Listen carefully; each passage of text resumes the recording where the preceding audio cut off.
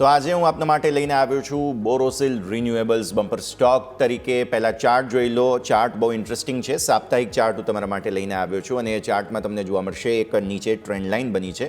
એ trend લાઇનનું level જે છે તે 445નું થાય છે. એટલે 445થી સપોર્ટ કેટલી વાર લીધા છે એ જુઓ. હવે તમે આવો અહીંયાથી. ખાસ પરિસ્થિતિ બહુ રસપ્રદ છે. પહેલાં હું ગ્રાફિક્સના માધ્યમથી સમજાવું કે આપણે કરવું શું છે. અહીંયા એક સાથે ખરીદદારી નથી કરવી. દરેક ઘટાડે 30% ખરીદદારી એટલે કે 3 ટુકડામાં ખરીદદારી કરવી છે. 450થી મેં તમને કહ્યું તેમ વારંવાર સપોર્ટ લીધો છે. કંપનીના પરિણામ સારા આવ્યા છે. આવી સ્થિતિમાં 3 ટુકડામાં ખરીદો. દર 20, 25, 50 રૂપિયાના ઘટાડા પર તમે એક વખત અહીંયાથી ખરીદદારી કરી શકો છો.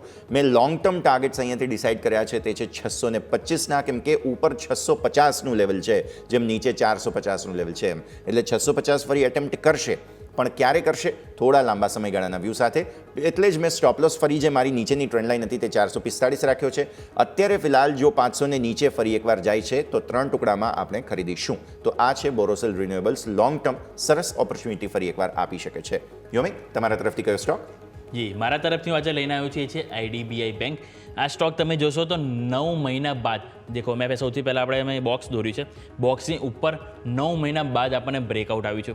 બીજું તમે નજર કરશો તો ઓલમોસ્ટ રાઉન્ડ બોટમમાં તમને આર્ક પેટર્નમાં તમને રિકવરી જોવા મળી છે. એક વખત બીજો ચાર્ટ પણ આપણે બતાવીશું દર્શકોને, એમાં તમે નજર કરો તો તમને એકદમ રાઉન્ડ બોટમમાં રિકવરી ક્યાંક ને ક્યાંક એક સંભવ જોવા મળી શકે છે. ત્રીજી વસ્તુ, વીકલી ચાર્ટમાં તમે નજર કરો તો 10 દિવસ અને 50 દિવસની જે એક્સપોનેન્શિયલ મૂવિંગ એવરેજ હતી એનાથી મજબૂત સપોર્ટ અહીંયાથી સ્ટોકમાં જોવા મળ્યું છે. એટલે આ જ કારણથી હું અહીંયાથી આપણને એક બાયની એક આપણને અહીંથી લઈને આવ્યો છું સ્ટોક.